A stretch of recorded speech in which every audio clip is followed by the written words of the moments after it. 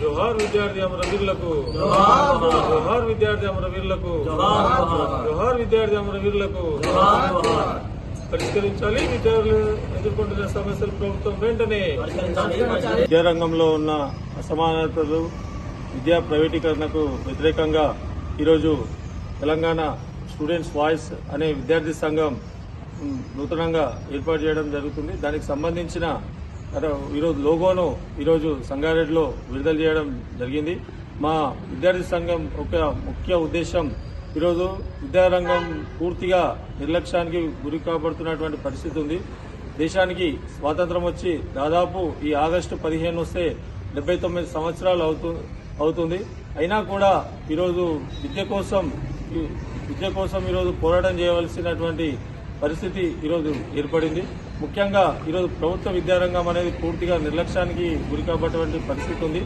ఈ ప్రభుత్వ విద్యారంగంలో ఈరోజు ముఖ్య ఉపాధ్యాయుల పోస్టులు కానీ, ఉపాధ్యాయ పోస్టులు, అదేవిధంగా స్కూళ్లలో ల్యాబ్ కానీ, లైబ్రరీ కానీ, విద్యార్థులకు కావాల్సినటువంటి సౌకర్యాలు ఏవి కూడా లేనటువంటి పరిస్థితి ఉంది.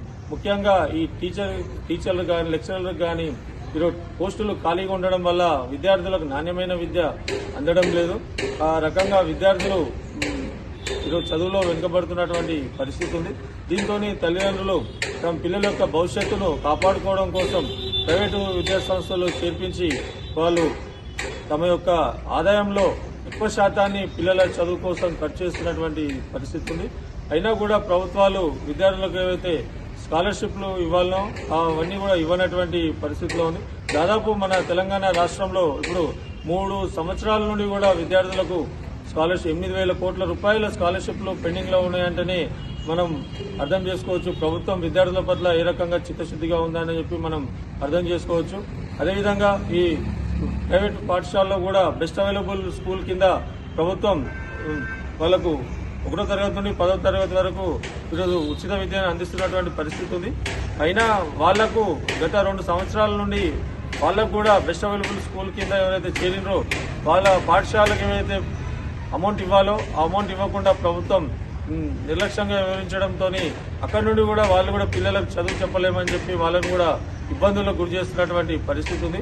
ఈ రకంగా ప్రభుత్వం చెప్పేదేమో హామీలు బాగానే ఇస్తుంది. విద్యార్థులు మేము అంటే విద్యాభివృద్ధికి కట్టుబడి ఉన్నామని చెప్పి వైపు చెప్తున్నా, ఇంకో వైపు ఏమో దానికి సంబంధించిన నిధులు విడుదల చేయకపోవడం వల్ల విద్యార్థులు ఈరోజు తీవ్రంగా నష్టపోతున్నటువంటి పరిస్థితి ఉంది. కాబట్టి ప్రభుత్వం ఈ సమస్యలు పరిష్కారం చేయాలని చెప్పి మేము డిమాండ్ చేస్తున్నాం. దీనికోసమే మేము విద్యార్థి సంఘ మొత్తం మీద విద్యార్థులు ఎదుర్కొంటున్న సమస్యల పరిష్కారం కోసం రాబోయే కాలంలో వాళ్లకు నాణ్యమైన విద్యార్థుల యొక్క హక్కులు సాధన కోసం ఎప్పుడూ విద్యార్థులకు అండగా ఉండాలని చెప్పి మేము విద్యార్థి సంఘాన్ని ఈరోజు మొత్తం తెలంగాణ వ్యాప్తంగా ప్రారంభిస్తున్నాం. దానికి సంబంధించి ఫస్ట్ లోగో ఈరోజు మన జిల్లా కేంద్రం సంగారెడ్డిలో ఈరోజు విడుదల చేయడం జరిగింది. దీనికి సంబంధించిన మొట్టమొదటి ఆవిర్భావ సభ ఈ నెల 18వ తేదీన సంగారెడ్డిలో నిర్వహిస్తున్నాం. ఆ 18వ తేదీ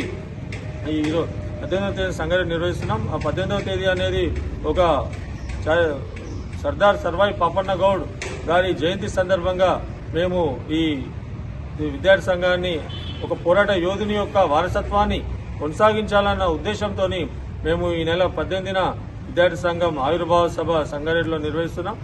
కాబట్టి ఈ రకంగా మేము విద్యార్థుల సమస్యల మీద భవిష్యత్తులో వాళ్ళ హక్కులు కాపాడడానికి, వాళ్ళ సమస్యల పరిష్కారం కోసం నిరంతరం మేము వారికి అండగా ఉంటామని చెప్పి సందర్భంగా మేము విద్యార్థి లోకానికి, తెలంగాణ రాష్ట్ర విద్యార్థులకు తెలియజేస్తున్నాం. Thank you.